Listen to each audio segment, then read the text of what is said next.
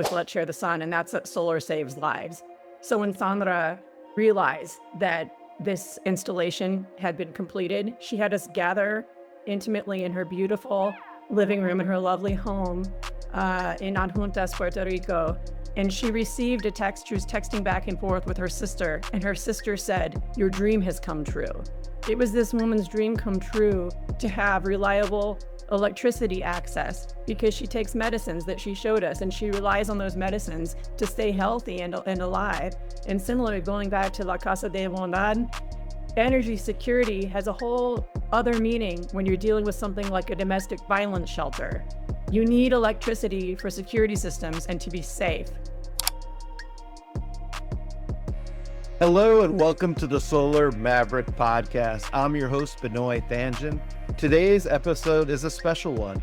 I'm joined with Abby, Noelle, Yejdie, Addie, and Erin to talk about the Solar Sisters, their partnership with Let's Share the Sun, and their recent trip to Puerto Rico around International Women's Day. We discuss how the Solar Sisters came together, why women's leadership matters in clean energy, and how solar can create a real impact for communities that need resiliency the most.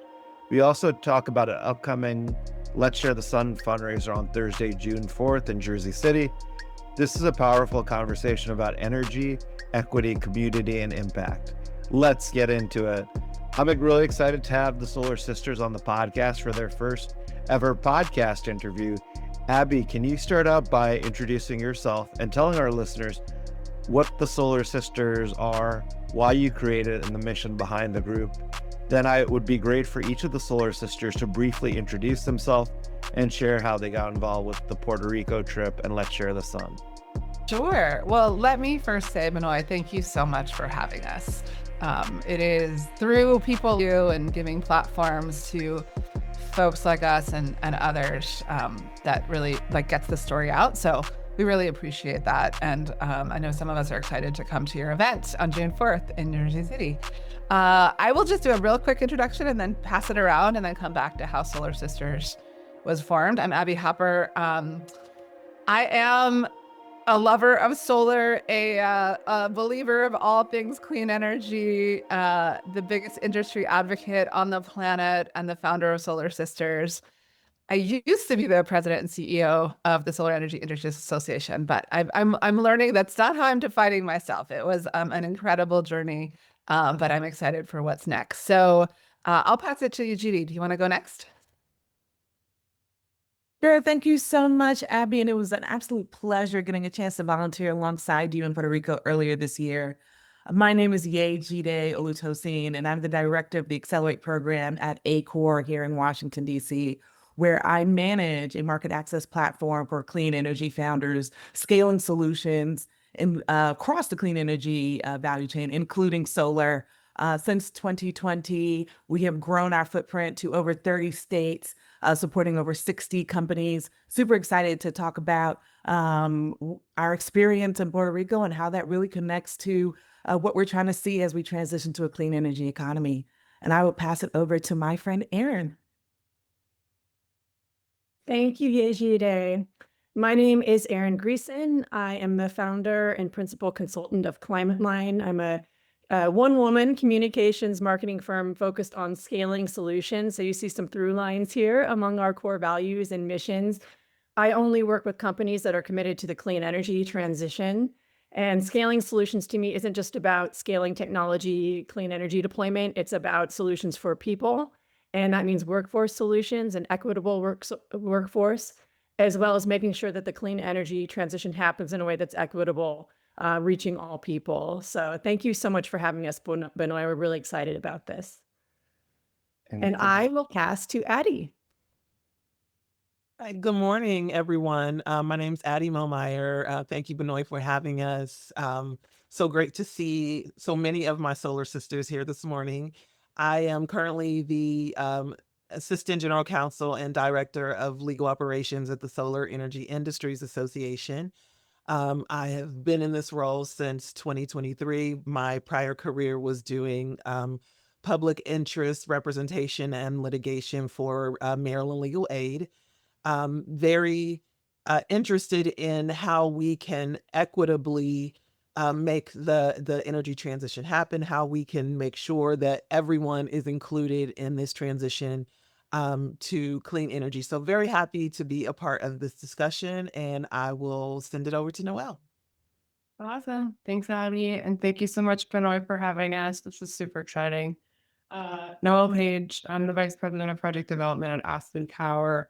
I manage a fairly large team here at the company, and I'm just incredibly passionate about workforce development, women in business, women in clean energy, women in solar transition, and this experience with Let's Share the Sun in Puerto Rico did all of those things.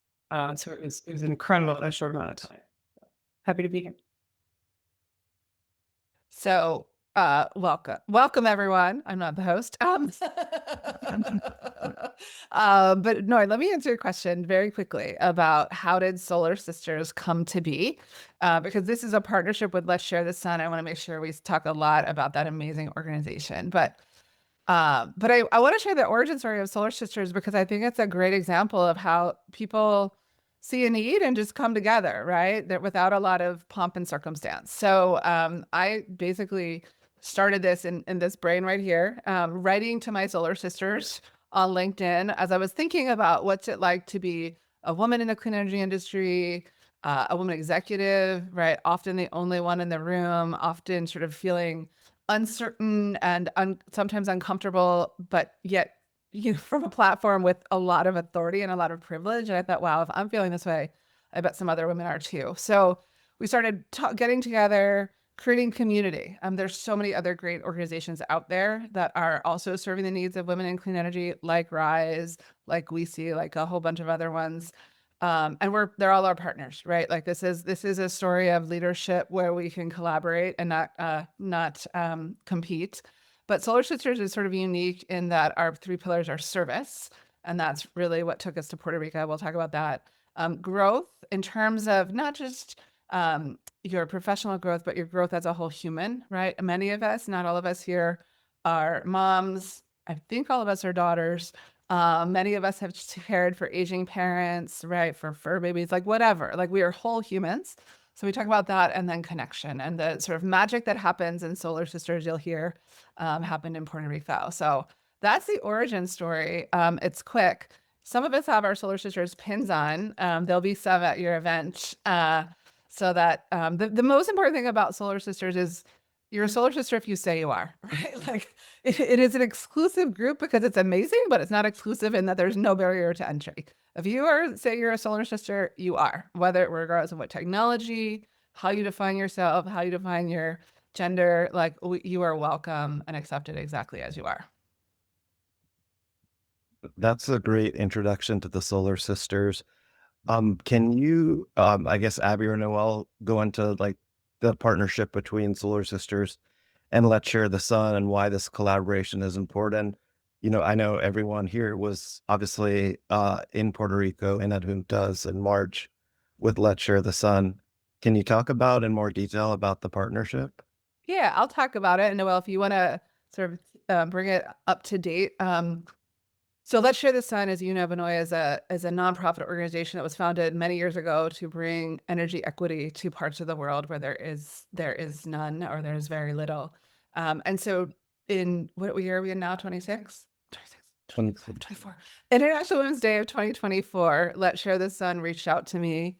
And when I was the CEO of CN, said, hey, we're going to cut the ribbon on a domestic violence shelter in Puerto Rico that we put solar and storage on. Would you like to come? And I said, yes. And I was there for about 16 hours. Like I flew in at night, slept, drove to a shelter, helped cut a ribbon and flew away. That's just what my schedule allowed. But it made such an impression on me. And so the next year, February of 2025, I took the CIA board meeting to Puerto Rico, and we added on an extra day of service with Let's Share the Sun for our board members. And it was right around International Women's Day, so we went to another shelter. They're trying to put solar storage on all the domestic violence shelters on the island. And last April-ish, I was at the Wood Mackenzie Summit talking and on a panel talking about Let's Share the Sun. And I think sort of a little flippantly said, like, we should do a Solar Sisters trip. to service trip down to Puerto Rico. And then that's how it came to be. So again, you sort of vision something and make it happen. That's how it happened. Noelle, you want to talk a little bit more about like contours? Yeah, thanks, Abby. So right after that trip, all of us were just so incredibly motivated. And the pillars that Abby just spoke about of service and growth, like it just perfectly fits with what we've been able to do and what we want to do and the goals going forward. And some of us were all in Denver for the Wood Mackenzie conference, and we did a panel on this. But it's immediately, how can we do more?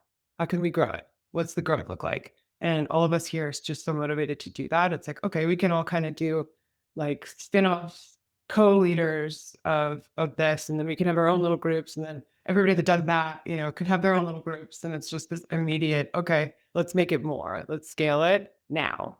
And that is just how we work. We kind of came up with an informal saying motto of this trip, and it was get shit done or get out of the way, and everybody here was getting shit done. Yeah, thank you for explaining. And I know that all of you were obviously in Puerto Rico for International Women's Day.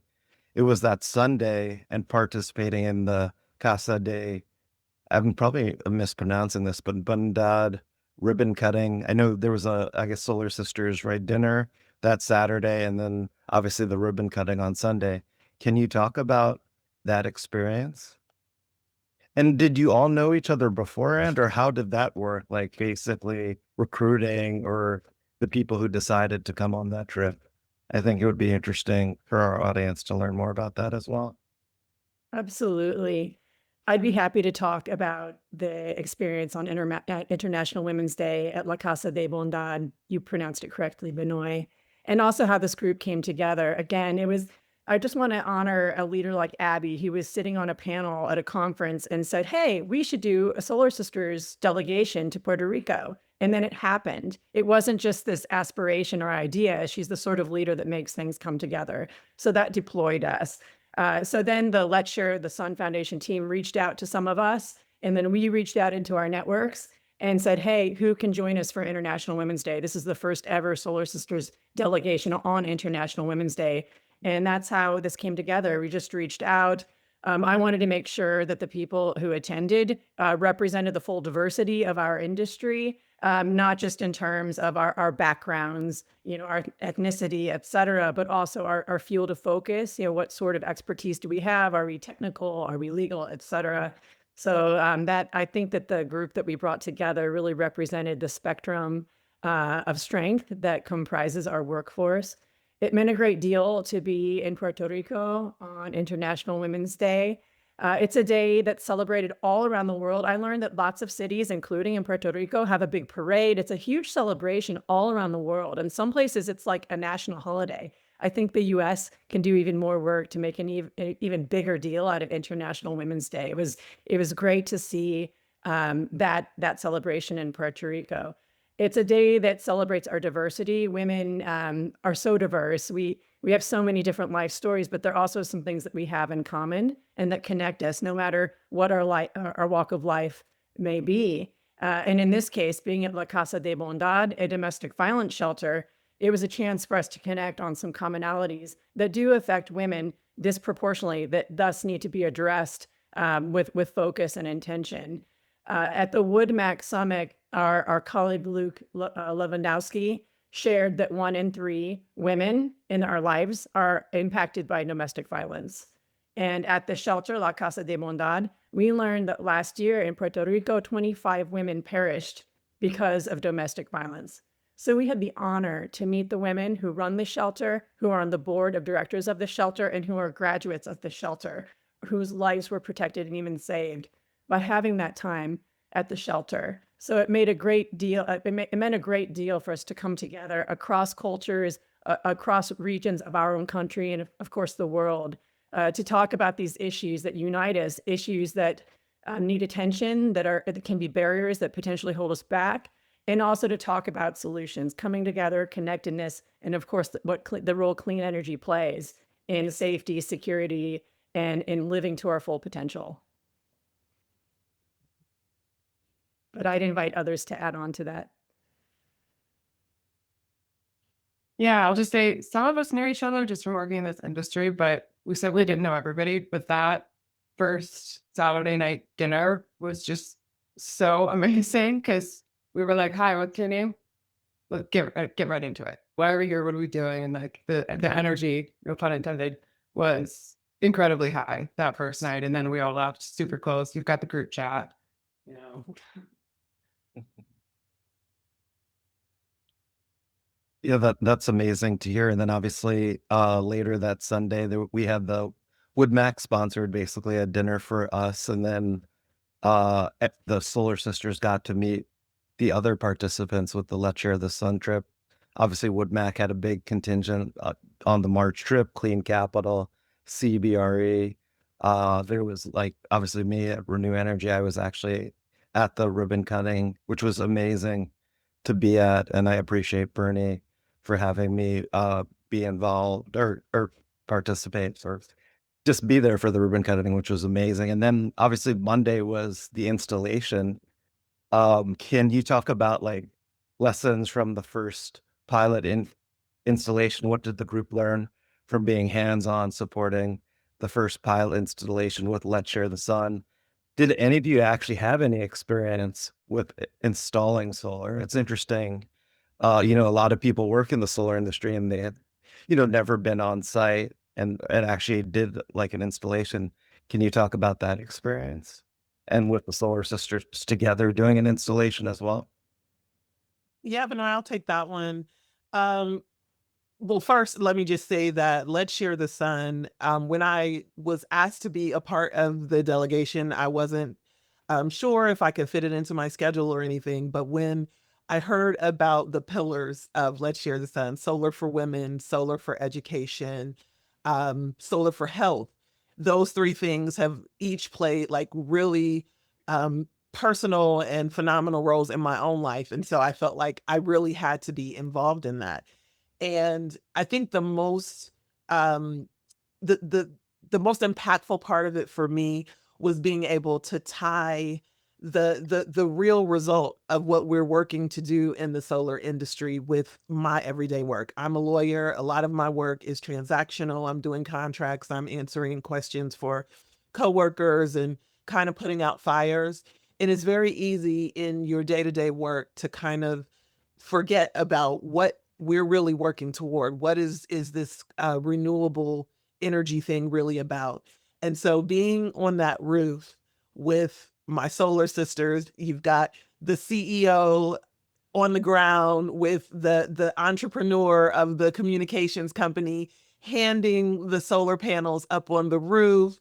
Yejdie and I and our sister from Honduras, Paula, up on the roof, grabbing the solar panel, taking it over, using those power tools to put that racking in the roof. It it really it puts it into perspective that this is not theoretical. This is not just, your day to day, you go in, punch a clock and then come out. We are doing something, it's particularly on that trip to Puerto Rico to impact the lives of everyday people. Meeting Sandra and hearing her story, that was the homeowner of the home where we did the installation, had shared with us about her medical issues and the challenges that her family had. She showed us pictures of literally dipping water out of her home after Hurricane Maria. It changes your perspective on what you do in the solar industry.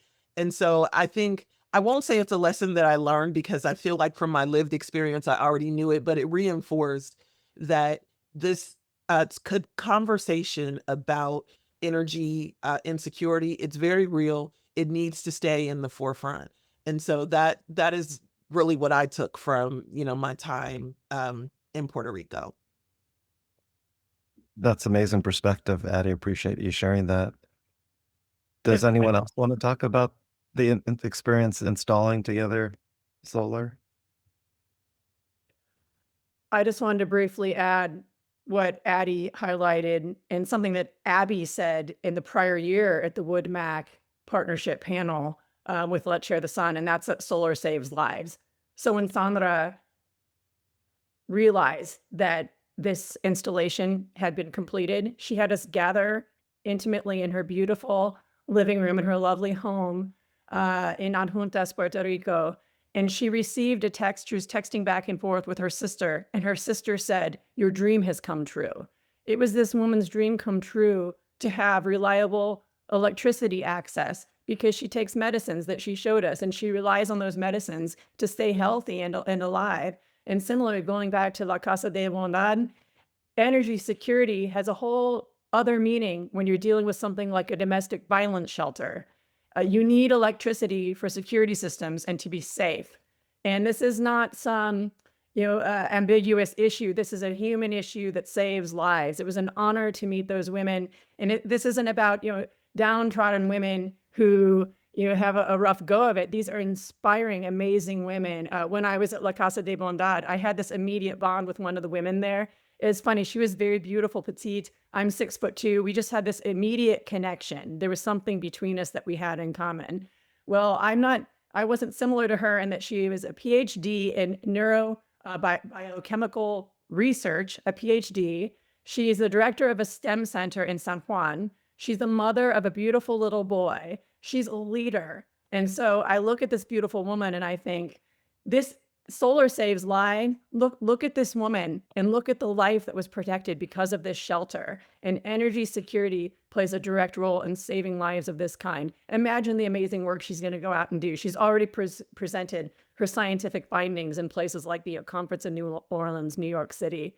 So I'm excited to keep in touch with her. She and I are both space nerds and science nerds. She's a STEM educator. So we keep in touch. We actually together watched the Artemis mission launch as well as the reentry remotely on WhatsApp. She even sent me photos of her adorable little boy cheering during the reentry. So those are the kinds of bonds Solar Sisters creates, International Women's Day.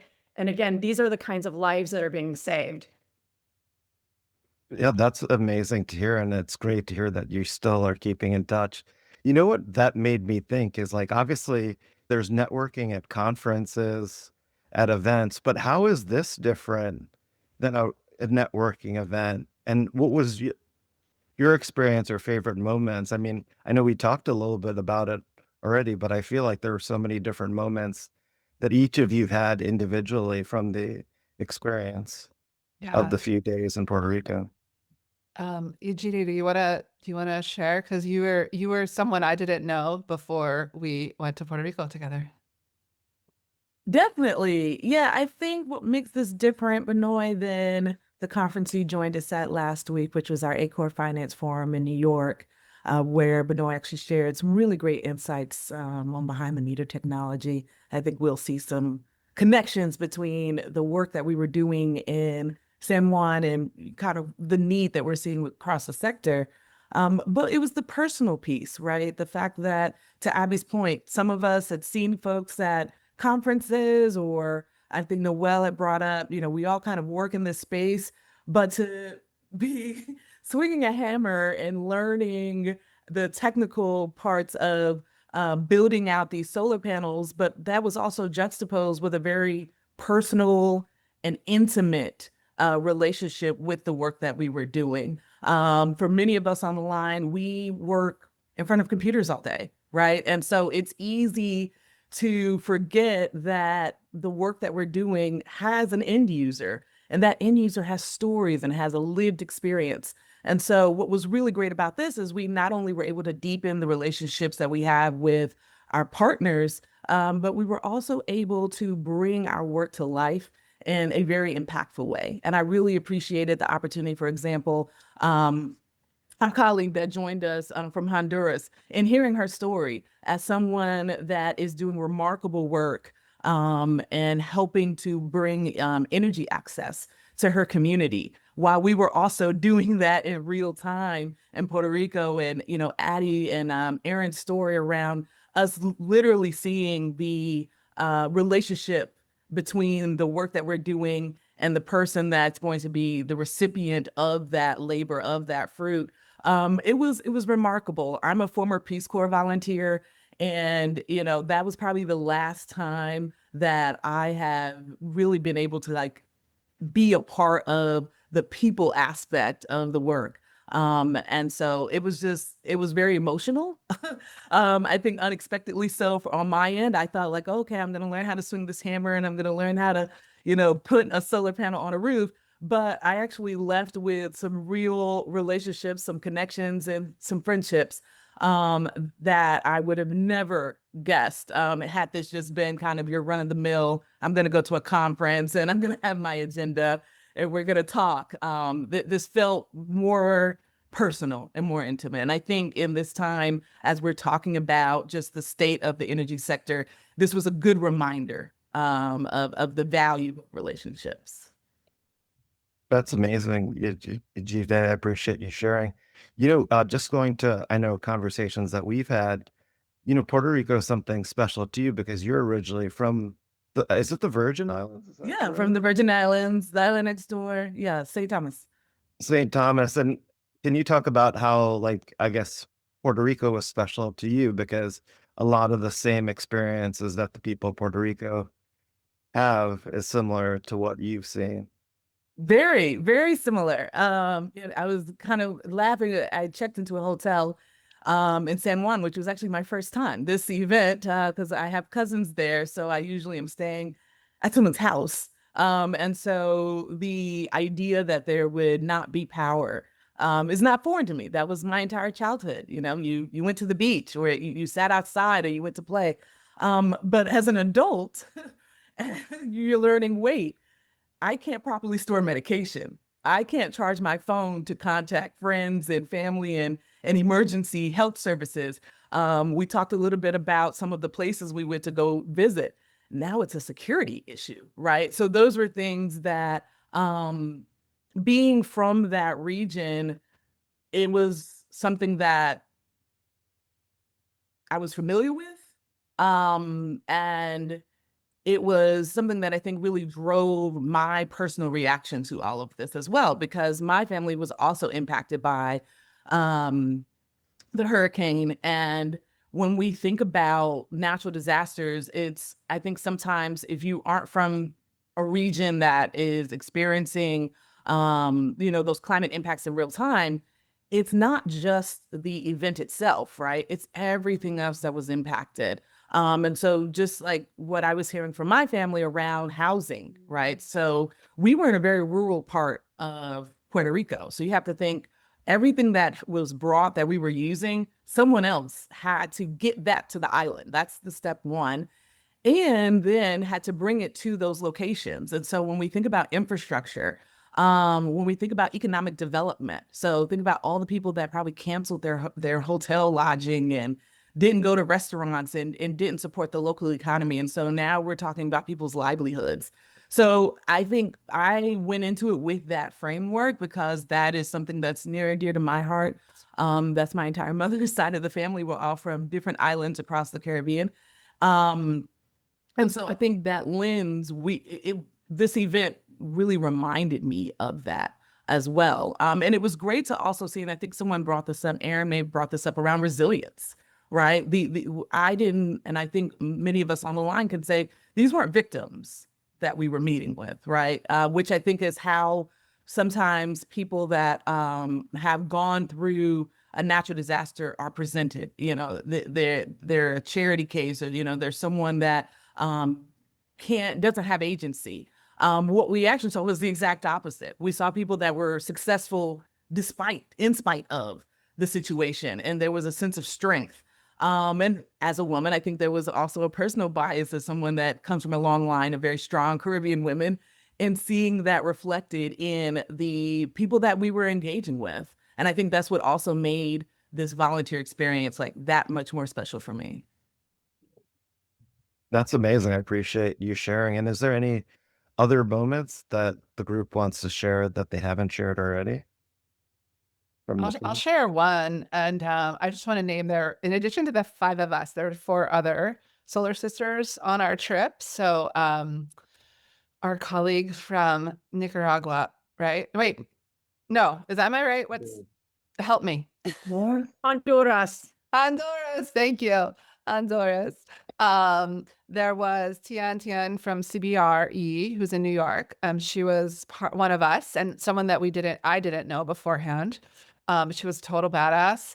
And then Bernadette Jordan and Nancy Jordan with Let's Share the Sun. And Nancy in particular deserves so much credit for kind of architecting the logistics and the experience and really encouraging us to have these moments of reflection. One of my favorite moments is Erin referenced it, but it was after we had installed solar on the top of the homeowner's roof, and we were all women, obviously. Our Let's Share the Sun engineer, whatever, she was a woman, and then there was a couple other folks. So everything was installed on the roof, and we went down into Sandra's home and sort of learned and shared a little bit more. And then at the end, it was clear that Sandra was a fairly religious person, and so she prayed over us in thanks. And then Addie, who has the most incredible voice on planet, sang. And, it wasn't religious, I don't think, but for me, it was deeply spiritual. And I felt just connected in a way that I had not anticipated feeling. And sort of to your question about like, what's different, it's this intangible connection that really comes when people work on something together, are willing to be open and receive that. And Nancy Jordan in particular is amazing at creating a space where that can happen. Yeah, definitely. That's great. I mean, it's amazing the connection. I've been on 3 delegations, how close you become from those trips, especially installing solar. And then, even if you don't see people in a long time, it's a different connection than, as we mentioned, like being at a conference. So yes. Erin, were you going to say something? I really don't want to hog the mic here. We have so many amazing women and Benoy on this call. But when I came back from that delegation to Puerto Rico, carrying the energy that these women have just described and the experiences that we had, I'm on lots of different group chats, family, friends, colleagues, and there was this trend. People are saying, oh, we're depressed. We're uncertain about our future. What's happening in our country, the US? What's going on? We're worried about our world, war, poverty, policy uncertainty. I was feeling this wave of people feeling really negative, uncertain, scared, rightfully so. Coming back from this delegation, I wouldn't say I felt guilty to feel happy. I felt empowered and excited and inspired. So if anyone out there is feeling down or feeling, oh, we can't advance the clean energy transition right now. Oh, we can't even talk about diversity, equity, inclusion, and justice right now. We can't. Yes, you can. Join this group, get involved with Let's Share the Sun Foundation. This is where the work is getting done. This is where you can have connections of this kind.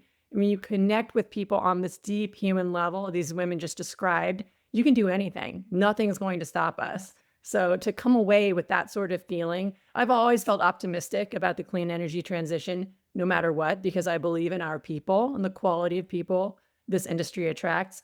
But never in my life have I had an experience like the one that the women here have described. And I want to see more people have that experience. Yeah, that's a great perspective. It's interesting to me how many people were, obviously that the solar industry is going through some challenges, let's say that to be nice. And then people were telling me that they were reinvigorated from the trip to basically that the Let's Share the Sun mission really re-energized them for their work, which was great. Like to hear, and great to hear that you felt that way, Erin. So I appreciate you sharing that. I think Noelle needs to reiterate our motto because it's so on point to this discussion, and she coined it.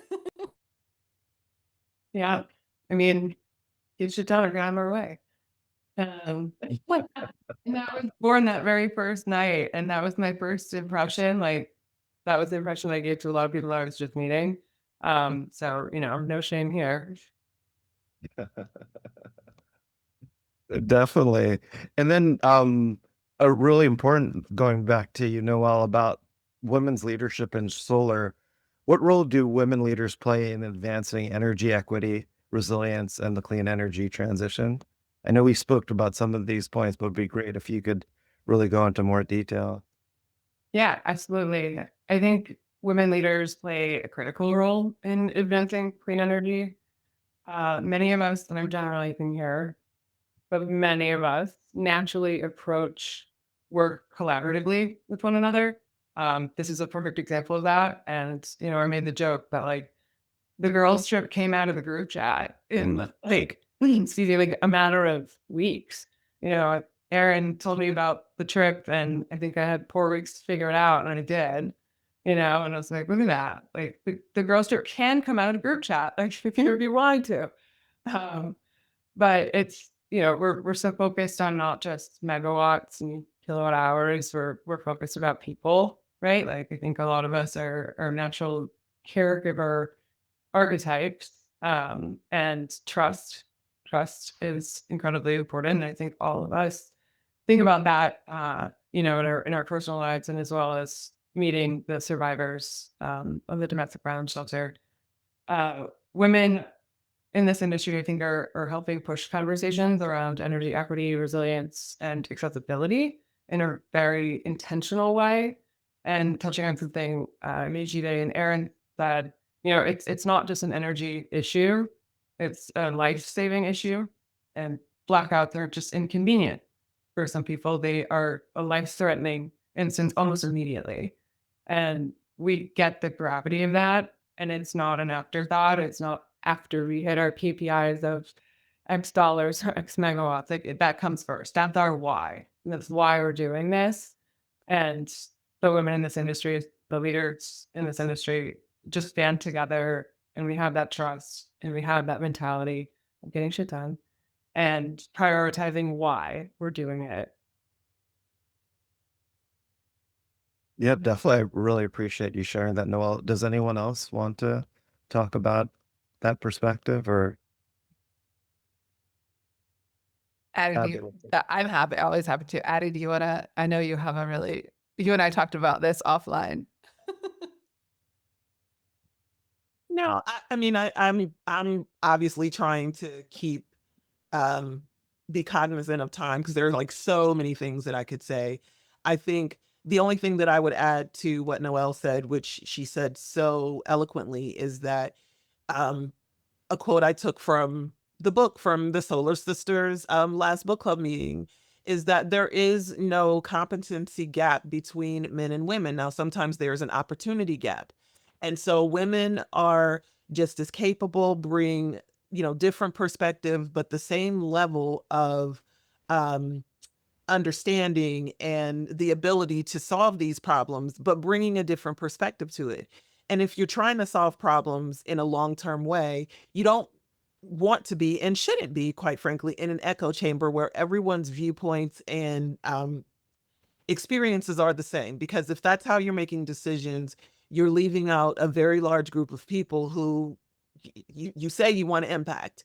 So women are definitely needed in this space. And every chance I get, I like to shout out Abby because she is an amazing example of a woman in this industry who has always made attempts to open doors for other women in the industry. So yeah, women have a role to play, and just to follow behind Noelle, we got to get shit done. So get out of our way.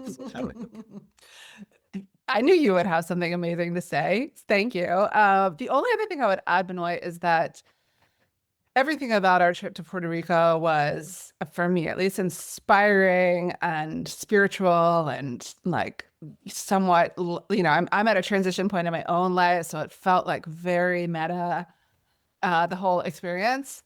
But it's also about like making money, right? Like you make better decisions and you make more money when you have diverse teams and diverse leadership teams, right? You're going to get the job that you want if you have this network that you have invested time and energy into building. And so, yes, all of the things we've talked about are true. And, we get better outcomes and better financial outcomes and better career outcomes when we include more people at the table. Sometimes we have to create our own tables, but certainly when we support each other.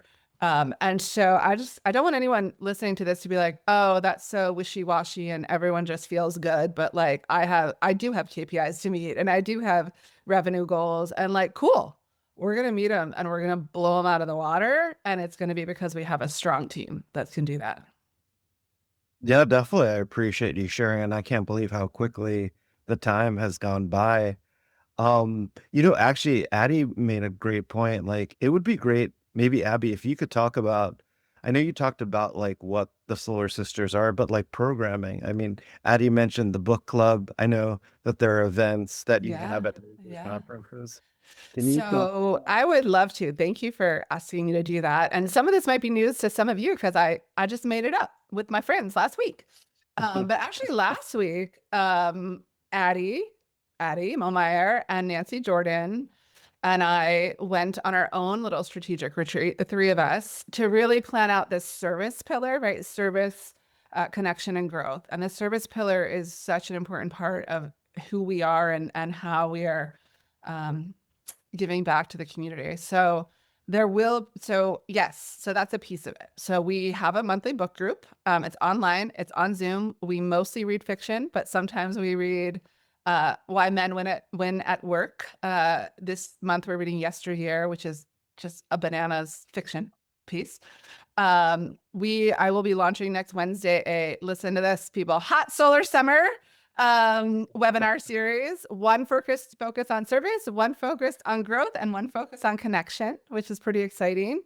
We'll be at New York Climate Week. This is a global enterprise, and so we'll be with some of our friends sort of in the global community. We will be at Rise, this big event in October, or like late September, early October in Chicago, planning a service effort, and we already have tickets. This is breaking news. We're going to go as a Solar Sisters group to the Obama Library, which is going to be amazing. And we're also partnering with other like women in sustainability and clean tech, Women's Council on Energy and the Environment. As I said, there really is a model here to be collaborative and not competitive. And I think that's pretty unique in our crowded space. So yeah. And I'll say it again, and Noelle will be our ambassador at your event. You're a Solar Sister if you say you're a Solar Sister. So all are welcome. Yeah, definitely. That's really helpful. If is there anything like we haven't covered with the Solar Sisters, women's leadership in solar, the partnership with Let's Share the Sun, or the trip to Puerto Rico that we haven't discussed that people would like to share? I think Erin has a really important point about our partners here. Yeah, thank you, Abby. And this is something as food for thought and also a bit of a call to action. The issues we've discussed, these energy equity issues, women's equity issues, it doesn't just take women to make progress on these issues. And in my lifetime, I've seen change. I have seen more women and more diversity of women come into solar and clean tech industries. We've made progress, but we have a lot of work to get done. And as we see increasing climate impacts all around the world and all across the US too, people are still recovering here in California from the Eden fire that happened a year and a half ago. They're still recovering from Hurricane Helene in North Carolina, still recovering in Florida from horrible hurricanes. We're going to see more and more people impacted by that connection between severe events and what electricity access means to safety, security, and quality of life. So it doesn't just take women to make progress in these areas, it takes all of us. And I just want to give a shout out to incredible men who've been part of this work. Benoy, you are amazing. Sitting there in that very intimate domestic violence shelter in Puerto Rico was a very emotional experience for many of us. And to have men allies there, I just saw your smile at one point and you felt your energy, and just I felt grateful. I felt blessed to be in a place with such incredible men and women. And also Luke Lewandowski from Wood Mackenzie. I don't think I've ever seen a man ally stand forward with more passion, energy, genuine commitment to this work. He loves this work. He has a very busy day job, I believe, leading the global portfolio at WoodMac, a global renewables business. But he puts so much heart and time and energy into this work. So I encourage more men to see this as, this isn't some women's group over here where we do our own thing. We celebrate and welcome the connection across all people. It takes all of us to make this kind of progress. And I just want to say thank you to the great men who've supported this. I Yeah. appreciate you sharing. So, Pro-woman without being anti-man. And I think that's our very mature sentiment and approach to all of this. So that's well said, Erin. Thank you. And Noelle Yeah, is this- officially our tagline creator. That's awesome. Get shit done or get out of our way, and pro women without being anti-men. I think my team probably has a drinking game of all my neologisms. Like there's a black book somewhere. What do we need a name for them? This is amazing. Maybe you should like record them and then create a book, and then from- Yeah. We'll flag it. Why not? yeah. Especially with AI too. So, Well, this is Benoy- good. Oh, sorry, Andy. No, I'm sorry. Just really quickly, the only thing that I wanted to add to the conversation is to make sure that we think of this not as like a blip on the radar. We want to make sure that we're creating like long-term impact with these programs like what Let's Share the Sun and Solar Sisters are doing. That really takes commitment. Let's Share the Sun is great, but they can't do the work without like the financial commitment from partners like Wood Mackenzie and CBRE and the other groups that supported the most recent trip. So I would encourage everyone out there who believes in the energy transition to put your money where your mouth is, earmark those contributions, and so that we can continue to make sure that this work gets done. And we're going back. We already have the dates for next year. We want to triple the size of the delegation. We want to do 3 homes with Let's Share the Sun. We want to be at the shelter. So, we have a raised number that we got to hit, but I'm confident that we can do it because this work is so meaningful, like on a personal level, on a structural level. It's not like, let me know, let one of us know. We're your Solar Sisters ambassadors. Let us know if you'd like to join us in Puerto Rico next March. Yeah, those are great points. Just going back to Addie, what you said, I don't know if people are familiar, but Let's Share the Sun lost with the DOE, the Puerto Rico Resiliency Grant in January, and their goal is to install 200 residential homes in Puerto Rico for families that have medical needs. I think they, with the grant, are able to fund 120 to 140. I could be wrong about the numbers, but they really need like private industry and individuals to help to get to that 200 residential homes that they're trying to get to. And then obviously like I'm organizing a fundraiser on June 4th for Let's Share the Sun in Jersey City, New Jersey. I've done several fundraisers for Let's Share the Sun. It's always a great time. There are 2 women who are going to be there who want to learn more about the Solar Sisters after I told them they're registered for the event. Right. I can't wait to receive the pins and shirts to give them, with a pin specifically. But yeah, definitely, like if our listeners, who we call Mavericks, and you all are Mavericks yourselves, what's the best way for them to connect with the Solar Sisters or any of you individually? So the Solar Sisters has a website. It's solar-sisters.org. You can sign up there for the mailing list, and there's some updates on events that are happening. Noelle, I believe, will be at your event. And so we're trying to remember to take a photo of the pinnings. We just made that. You guys made that up in Colorado. It was awesome. All of us, I know, are very active on LinkedIn and are responsive there. Any other ideas, friends? Yeah, if you see us at a conference or out and about and we're wearing this, approach us. I've had some people come up to me and say, "Oh, I really want to get involved, but I don't want to reach out to Abby, or I don't want to." They feel that some of these folks are high profile and I'll say, you kidding me? Reach out. She'll respond. We're all these people are very accessible. If you see a pin, come on over and join us. That's a great way to end the interview. We'll also have it on the notes of the podcast. I really appreciate the Solar Sisters for coming on, sharing their experiences, and on their first podcast. I'm really excited about this, and thank you for the great work, and keep doing what you're doing, or as you guys say, get shit done, right? Is that the You got it. You got it. Great. Thank We're you, Benoy. PJ-13 podcast, but we'll let it go. PJ. Thank you, Benoy. Thank you. Thank you, everyone. I really appreciate it. Thank you. Bye. Bye.